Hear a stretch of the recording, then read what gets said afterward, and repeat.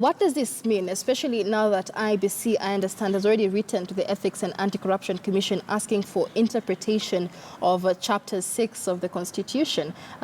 Again, this coming a bit late into the process, but what options does IEBC have now?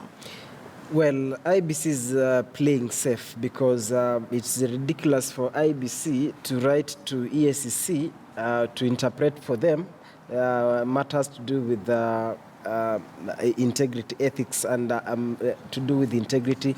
Basically, it's the judiciary that interprets the law. The legislature makes the laws, the judiciary interprets. So IEBC, in their wisdom, they should have written to the judiciary to seek a legal opinion, but that is not their work. The onus is on those ones that have been earmarked for elimination from the contest. They have to seek redress from the judiciary. Now it is the judiciary that will interpret and determine as to whether or not they can stand to contest a seat in a public office. Very interesting when you look at those ones that we can call them the star appearances on the list. Of course, Alfred Mutua, he's been in and out, is trying to block cases here and there. EACC has not managed actually to nail him on any of the charges they wanted to press against him. Mwangi Wairia, there is a time there were allegations that he beat up EACC detectives that had gone to arrest him at his home. Sospito Jamong, of course, another interesting star appearance there. Evans Kidero, Mike Mbuvi Sonko, Anne Waiguru.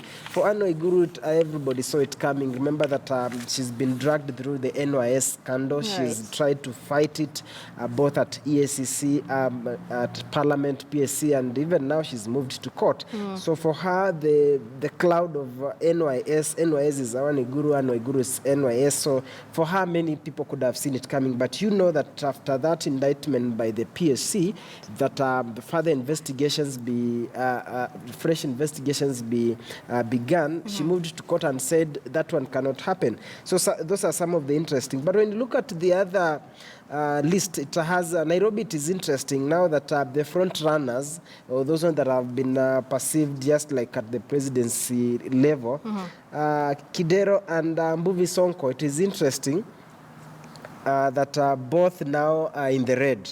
And remember that yesterday we saw them exchanging, one accusing the other of being corrupt, the other one telling the other that he's never made even a single legislation. So they had already started that fight. So it's interesting that now they'll find themselves now both fighting a common enemy, and that is EACC and IEBC. All right, so we'll continue taking a look at this, but also still focusing on